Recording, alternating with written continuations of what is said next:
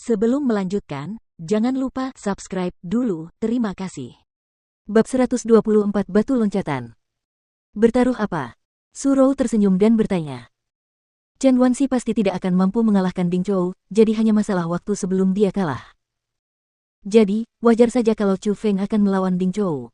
Aku bertaruh Chu Feng akan kalah dari Ding Zhou. Kalau aku menang, aku akan memutuskan pernikahan kalian, kata Su Hen. Ayah, mengapa kau membicarakan tentang pernikahanku lagi? Aku sudah mengatakannya sebelumnya. Aku akan memutuskan pernikahanku sendiri. Mendengar kata-kata itu, Su Rou jelas tidak mau melakukannya. Tidak apa-apa jika kamu tidak berani. Su Hen tersenyum acuh tak acuh. Apa yang tidak berani kulakukan? Kenapa tidak?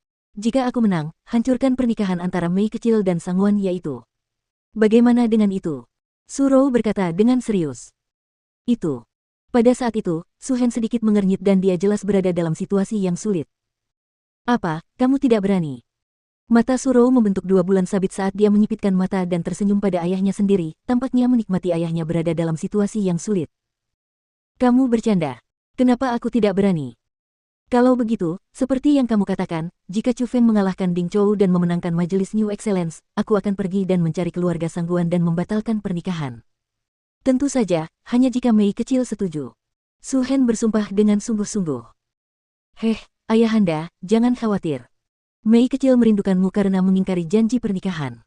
Senyum Su Rou sangat bahagia dan kebahagiaannya datang dari hatinya. Dia pertama kali menatap Su Mei yang tidak terlalu jauh, lalu dia mengalihkan pandangannya ke Chu Feng dan berkata pelan, Chu Feng. Kebahagiaan Mei kecil akan bergantung padamu. Tidak ada seorang pun yang mendengar percakapan ayah dan anak itu karena pada saat itu, tatapan semua orang terpusat pada panggung Ding Zhou dan Chen Wanxi. Pertarungan antara kedua orang itu memasuki klimaks.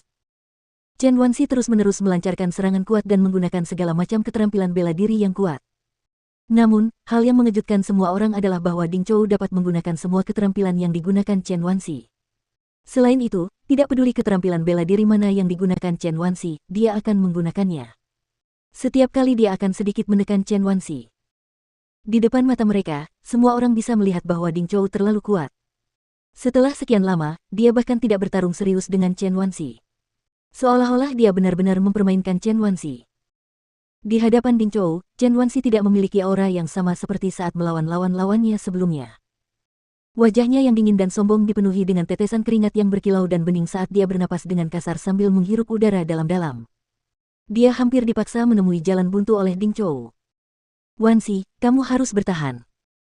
Di balik lengan baju Chen Hui, kedua tangannya sudah terkepal erat. Ia berkeringat dingin untuk Chen Wanxi.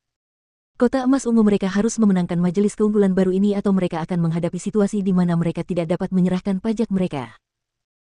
Belum lagi hukuman yang akan mereka terima dari kota burung Vermilion karena tidak membayar pajak, mereka bahkan akan menjadi bahan tertawaan kota-kota lain.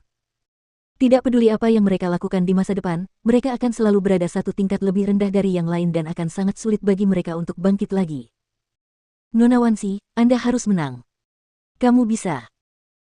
Dibandingkan dengan sorak-sorai Chen Hui yang sunyi, para pengawal kota emas ungu berteriak keras dan bersorak terang-terangan untuk Chen Wanxi karena kehormatan kota emas ungu mereka ada pada Chen Wanxi. Hanya kemenangan yang dapat diterima dan bukan kekalahan. Namun, kenyataan itu kejam.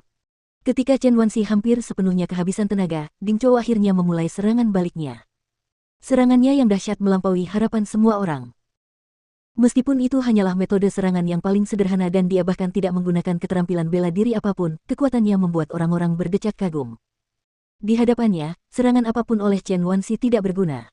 Dia hanya bisa menatap Ding Zhou saat dia mendekat selangkah demi selangkah. Pada saat itu, semua orang akhirnya tahu betapa kuatnya pemuda yang tampak biasa-biasa saja itu. Meskipun Chen Wanxi cukup hebat jika dibandingkan dengan orang-orang seusianya, dia masih sangat kurang di hadapan Ding Zhou. Junior ini, kamu kalah. Akhirnya, Ding Zhou tiba di depan Chen Wanxi dan telapak tangannya yang ramping seperti wanita sudah menekan bahu Chen Wanxi. Meskipun tampak sangat lembut dan lemah, kekuatan telapak tangan itu dengan kuat menekan Chen Wanxi ke posisi berlutut di tanah dan dia tidak memiliki kekuatan untuk bangkit. Bajingan ini. Melihat putrinya sendiri ditekan hingga berlutut di atas panggung pertarungan oleh Ding Zhou, Chen Hui tiba-tiba berdiri dengan marah dan api kemarahan terlihat memenuhi seluruh wajahnya. Namun, ia bertahan. Ia harus bertahan dalam situasi itu. Kalah. Chen Wanxi kalah, dan dia benar-benar kalah telak. Akhir cerita itu melampaui ekspektasi semua orang karena mereka tidak pernah menyangka bahwa Ding Zhou menyembunyikan begitu banyak kekuatan. Dia begitu kuat sehingga dia tak terkalahkan pada level kultivasi yang sama. Pada saat itu, sorak-sorai terdengar di mana-mana baik di dalam maupun di luar alun-alun.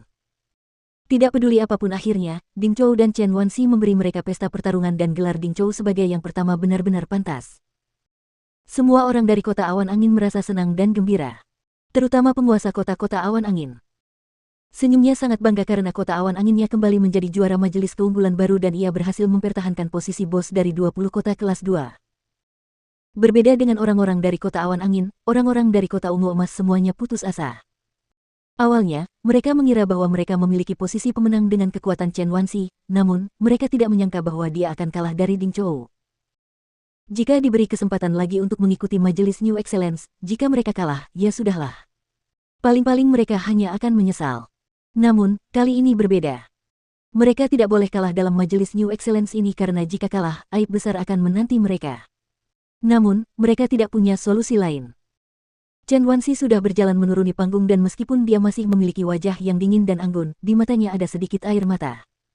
Dapat dilihat bahwa dia merasa sedih karena kekalahannya. Adapun Ding Zhou, dia tersenyum saat melihat punggung Chen Wanxi yang pergi. Sudut mulutnya terangkat membentuk senyum puas dan dia juga mulai berjalan perlahan menuruni panggung. Pertemuan New Excellence ini belum berakhir. Mau kemana kamu terburu-buru? Namun tepat pada saat itu, sebuah suara yang jelas tiba-tiba terdengar di belakang Ding Zhou. Memalingkan kepalanya dan melihat ke belakang, sedikit rasa gelisah tak dapat dielakkan muncul di wajah Ding Zhou yang tenang karena ia terkejut mendapati seorang pemuda tiba-tiba muncul di panggung pertarungan.